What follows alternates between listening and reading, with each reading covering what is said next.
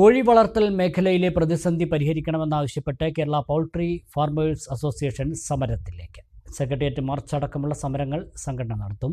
ഇതുമായി ബന്ധപ്പെട്ട് മലപ്പുറം, പാലക്കാട് ജില്ലകളിലെ സംയുക്ത വിശദീകരണ യോഗം പെരിന്തൽമണ്ണയിൽ ചേർന്നു. കേരളത്തിലെ കോഴി വളർത്തൽ മേഖല വലിയ പ്രതിസന്ധിയിലാണെന്നാണ് ഈ മേഖലയിൽ പ്രവർത്തിക്കുന്നവർ പറയുന്നത്. കോഴി വളർത്തൽ മേഖലയിലേക്ക് കടന്നുവന്നവർ മറ്റ് വരുമാന മാർഗങ്ങൾ ഇല്ലാത്തവരും സാധാരണക്കാരുമാണ്. കോഴി വളർത്തൽ മേഖലയിൽ പ്രവർത്തിക്കുന്നവരായി 3 ലക്ഷം പേരുണ്ട്. കോഴി വളർത്തുന്ന താൽക്കാലിക ഷെഡുകൾക്ക് ആഡംബര നികുതിയും ലേബർ സെസ്സുമാണ് ചുമത്തുന്നത്. കർഷകർക്ക് എതിരെ സർക്കാർ വലിയ നോട്ടീസുകൾ നൽകിക്കൊണ്ടിരിക്കുകയാണ്. ഫാം അളന്നു തിട്ടപ്പെടുത്തി വലിയ നികുതിയാണ് ഇപ്പോൾ ചുമത്തിക്കൊണ്ടിരിക്കുന്നതെന്ന് കോഴി വളർത്തുകാർ പറയുന്നു. ഇതിനെതിരെ സെക്രട്ടേറിയറ്റ് മാർച്ച് അടക്കമുള്ള ശക്തമായ സമരവുമായി മുന്നോട്ടു പോകാനുള്ള തീരുമാനത്തിലാണ് കേരള പൗൾട്രി ഫാമേഴ്സ് അസോസിയേഷൻ. ഇതുമായി ബന്ധപ്പെട്ട് മലപ്പുറം, പാലക്കാട് ജില്ലകളിലെ സംയുക്ത വിശദീകരണ യോഗം പെരിന്തൽമണ്ണയിൽ ചേർന്നു.